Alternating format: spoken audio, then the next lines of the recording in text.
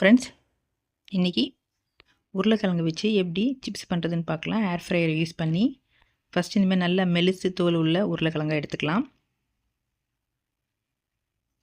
இது இந்த மாதிரி தோல் சீவிட்டு தண்ணியில் போட்டுட்டு இது ஃப்ரிட்ஜில் வச்சிடலாம். குறைஞ்சது ஒரு 30 மினிட்ஸாவது இருக்கணும்.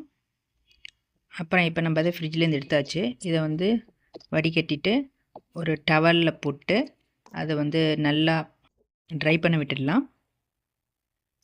தண்ணியே இருக்கக்கூடாதுங்க, கொஞ்சம் நேரம் இப்படியே இருக்கட்டும். இனிமேல் ட்ரை பண்ணி எடுத்து வச்சாச்சு. இப்போ இது கூட ஆயிலும் கொஞ்சமாக ஆயில் போட்டு ஒரு 1/2 டீஸ்பூன் போட்டு உப்பும் போட்டு கலந்துடலாம். கொஞ்சம் உப்பும் போட்டாச்சு. நல்லா மிக்ஸ் பண்ணி வச்சுக்கலாம். வச்சுட்டு ஒரு 15 மினிட்ஸ் இருக்கட்டும்.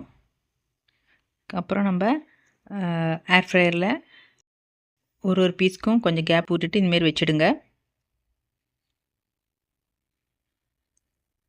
ஏர் ஃப்ரையரில் வச்சிடலாம். இப்போ வச்சுட்டு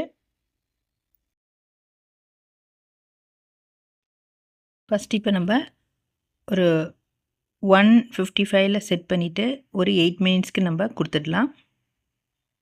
டைம் வச்சிடலாம்.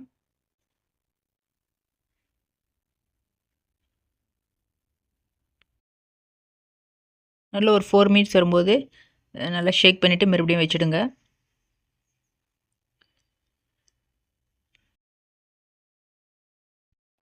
இப்போ நம்ம எடுத்து பார்க்கலாம்.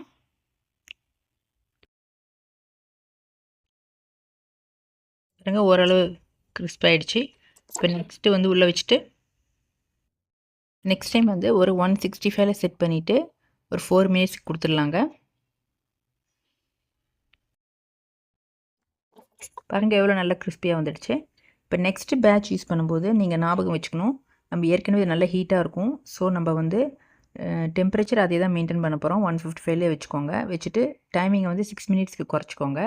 அதே மாதிரி நெக்ஸ்ட்டு டைம், அதாவது நெக்ஸ்ட் டைம் கிறிஸ்பியாக வரத்துக்கு 160ல் 2 மினிட்ஸ் வச்சுக்கலாம்.